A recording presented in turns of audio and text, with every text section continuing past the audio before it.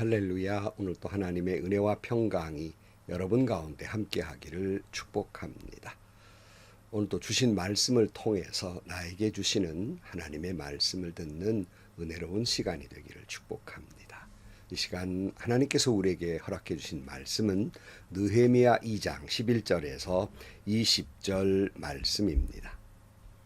나는 예루살렘에 이르러 거기에서 사흘 동안 쉬고 나서 밤에 수행원을 몇 명 데리고 순찰을 나섰다. 하나님이 나의 마음을 움직이셔서 예루살렘에서 일하도록 하신 것을 나는 그때까지 어느 누구에게도 말하지 아니하였다. 나에게 짐승이라고는 내가 탄 것밖에 없었다. 밤에 나는 골짜기 문을 나섰다. 용샘을 지나 거름문에 이르기까지 예루살렘 성벽을 살펴보니 성벽은 다 허물어지고 문들도 모두 불에 탄 채로 버려져 있었다. 샘문과 왕의 연못에 이르렀을 때에는 내가 탄 짐승이 더 나아갈 길이 없었다. 그래서 그날 밤에 나는 계곡을 따라 올라가면서 성벽을 둘러보고 다시 골짜기 문을 지나 되돌아왔다. 그때에 내가 유다 사람들이나 제사장들이나 귀족들이나 관리들이나 그 밖에 직책을 가진 어느 누구에게도 이것을 말하지 아니하므로 관리들은 내가 어디를 다녀왔는지 무엇을 하였는지 아무도 알지 못하였다. 이렇게 돌아보고 난 다음에 나는 비로소 관리들에게 말하였다. 여러분이 아는 바와 같이 우리는 지금 어려움에 빠져 있습니다. 예루살렘은 폐허가 되고 성문은 불탔습니다. 이제 예루살렘 성벽을 다시 쌓읍시다. 남에게 이런 수모를 받는 일이 다시는 없어야 할 것입니다. 나는 또한 나의 하나님이 선하신 손길로 나를 잘 보살펴 주신 일과 왕이 나에게 한 말을 그들에게 말하였다. 그랬더니 그들은 공사를 시작하겠다고 나에게 다짐하였고 힘을 내어 기꺼이 그 보람 있는 일을 시작하였다. 그러나 이 일이 호론 사람 산발랏과 종노릇을 하던 암몬 사람 도비아와 아랍 사람 세겜에게 알려지니 그들은 우리에게로 와서 당신들은 지금 무슨 일을 하고 있는 거요? 왕에게 반역이라도 하겠다는 것이요? 하면서 우리를 업신여기고 비웃었다. 내가 나서서 그들에게 대답하였다. 하늘의 하나님이 우리를 위하여 이 일을 꼭 이루어 주실 것이요. 성벽을 다시 쌓는 일은 그분의 종인 우리가 해야 할 일이요. 예루살렘에서는 당신들이 차지할 몫이 없어. 주장할 권리도 기억할 만한 전통도 없어. 아멘. 느헤미야는 페르시아에서 예루살렘까지 굉장히 먼 거리입니다. 아마 교통수단이 별로 없었으니까 수개월 동안을 지나왔을 것입니다. 그러나 주변에 병사들이 있었고 왕의 친서가 있었기 때문에 큰 어려움은 없었지만 먼 길을 오게 됩니다. 오늘 11절입니다. 나는 예루살렘에 이르러 거기에서 사흘 동안 쉬고 나서 이제 도착한 느헤미야는 급하게 서둘러 일하지 아니하고 사흘 동안 쉼을 얻게 되면서 모든 것을 살피고 기도하고 아마 주변을 살폈으리라고 생각을 합니다.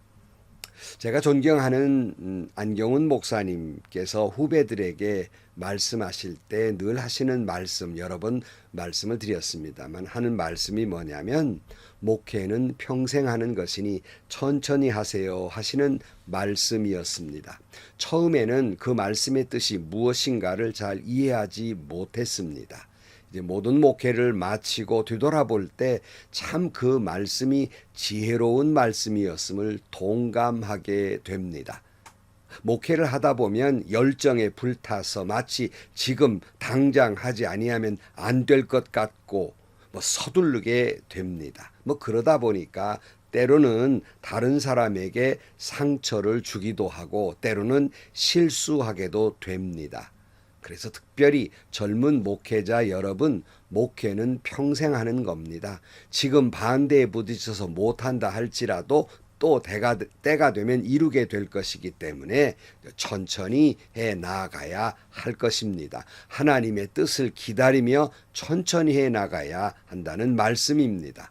그런데 저도 역시 마찬가지지만 젊었을 때는 지금 이 시간 꼭 해야만 할 것 같고 안 되면 뒤처질 것 같고 아니면은 하나님 뜻을 거스르는 것 같고 뭐 여러 가지 복잡한 감정 때문에 마음이 상하기도 하고 저도 그러다 보니까 다른 분들의 마음을 다치기도 했습니다. 혹시라도 목회를 하시다가 어떤 반대에 부딪히거나 사역을 하시다가 성도들로서 어떤 반대에 부딪혀서 상처가 되십니까? 설득을 해야 될 일이지만은 꼭 해야 될 일이라면 그러나 여러분 설득되지 않는다 할지라도 설득하면서 서두르지 않는 것이 지혜라는 말씀입니다. 12절 말씀입니다. 밤에 수행원을 몇 명 데리고 순찰을 나섰다. 하나님이 나의 마음을 움직이셔서 예루살렘에서 일하도록 하신 것을 나는 그때까지 어느 누구에게도 말하지 아니하였다. 나에게는 짐승이라고는 내가 탄 것밖에 없었다. 그러니까 느헤미야는 쉼을 가진 후에 사역을 시작하는데 그렇다고 득달같이 하지 않았어요. 여기 느헤미야의 표현 가운데 이런 말이 있습니다.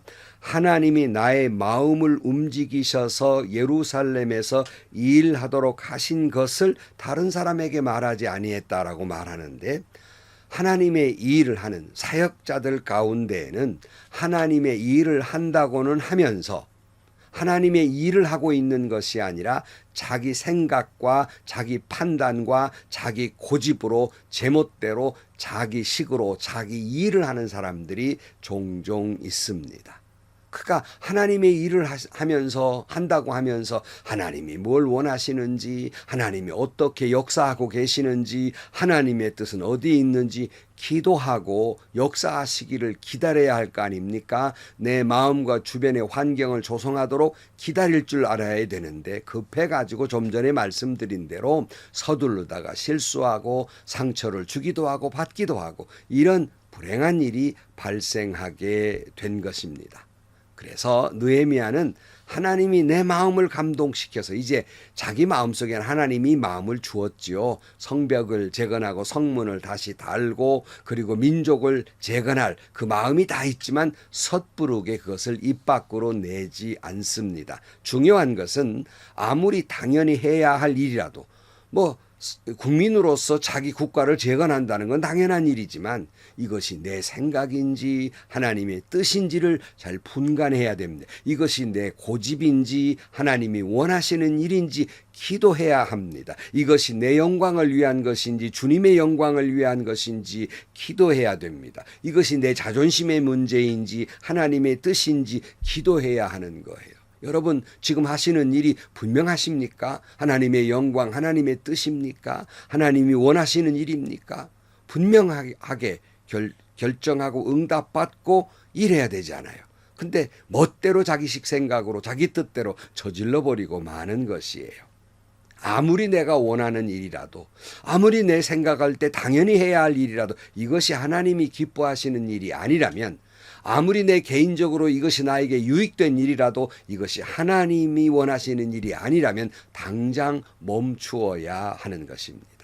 이러한 분별력과 하나님 말씀에 철저한 순종이 있을 때 비로소 하나님의 일을 하는 사람이고 하나님의 뜻을 이룰 수 있는 사람입니다. 느헤미야가 기도할 때 하나님은 느헤미야의 마음에 감동을 시켜서 하나님의 뜻이 무엇인지를 알게 했다는 거예요. 그러나 사람들에게는 섣부르게 알리지 않습니다. 분명한 하나님의 뜻이며 하나님이 하시는 일이라도 성급하게 서두르지 아니하는 거예요. 그러므로 진중하게 지혜롭게 최선을 다해야 합니다.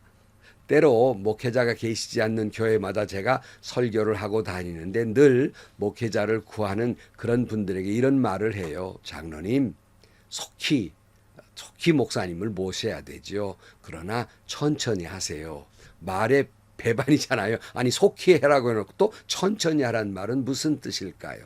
빨리 담임 목사님 모셔야 되지만 그러나 진중하게 진중하게 하라는 의미로서 그런 말씀을 드립니다. 하나님의 뜻이라고 아무렇게나 내가 해도 된다는 말은 아닙니다. 하나님의 뜻이라고 나는 멋대로 저지르고 하나님이 알아서 할 일이라고 그렇게 생각해서는 안 되는 거예요. 하나님의 뜻이라고 알면 알수록, 분별하면 할수록 하나님이 주시는 지혜와 하나님이 주시는 방법과 하나님의 기회와 때를 기다리고 은혜로 순종하며 나가야 하는 것이지 멋대로 휘두르는 게 아니라는 말씀입니다. 그러니 편히 느헤미야처럼 사람을 만나기 전에도 기도하고 사람을 만났을 때도 기도하고 하나님의 일하기 전에 기도하고 하나님의 일 할 때도 기도하고 기도해야 하는 말씀입니다. 그러기에 느헤미야는 아직도 그 성벽을 건축하고 이제 이스라엘 민족을 재건하는 건 아무에게도 알리지 않습니다. 그리고 몇 사람을 데리고 잠행을 하지요. 13절입니다. 밤에 나는 골짜기 문을 나섰다. 용샘을 지나 거름 문에 이르기까지 예루살렘 성벽을 살펴보니 성벽은 다 허물어지고 문들도 모두 불에 탄 채로 버려져 있었다. 샘문과 왕의 연못에 이르렀을 때는 내가 탄 짐승이 더 나아갈 길이 없었다. 그래서 그날 밤에 나는 계곡을 따라 올라가면서 성벽을 둘러보고 다시 골짜기 문을 지나 되돌아왔다. 그때 내가 유다 사람들이나 제사장들이나 귀족들이나 관리들이나 그 밖에 직책을 가진 어느 누구에게도 이것을 말하지 아니하였으므로 관리들은 내가 어디를 다녀왔는지 무엇을 하였는지 아무도 알지 못하였다. 그러니까 이제 재건할 무너진 성벽 쪽을 이렇게 둘러보는데 허물어진 성벽도 봤고 또 불에 탄 문도 봤고 얼마나 혼란스러웠는지 짐승도 지나갈 길이 없어서 걸어서 되돌아 나오는 그런 모습을 보게 되면서 민족의 처절한 예루살렘의 그 폐허가 된 모습을 두 눈으로 목도를 하게 됩니다. 당연히 하나님의 뜻이지만 이 모든 걸 살펴보아야만 했던 겁니다. 그리고는 비로소 이제 사람들을 모아 하나님의 뜻을 전달하게 됩니다. 17절입니다. 이렇게 돌아보고 난 다음에 나는 비로소 관리들에게 말하였다. 여러분이 아는 바와 같이 우리는 지금 어려움에 빠져 있습니다. 예루살렘은 폐허가 되고 성문들은 불탔습니다. 이제 예루살렘 성벽을 다시 쌓읍시다. 남에게 이런 수모를 받는 일이 다시는 없어야 할 것입니다.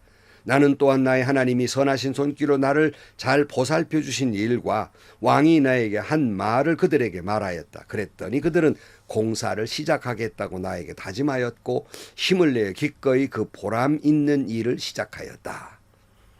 제가 참 목회를 할 때 가장 어렵게 생각했던 일은 이 일 자체가 아니라 이것을 설득하는 일이었어요. 리더라고 하는 건 그저 성도들을 클라이밍, 이끌고 가야 하기 때문에 한 번도 가지 않은 길을 가자고 이야기하는 일이 바로 목회거든요.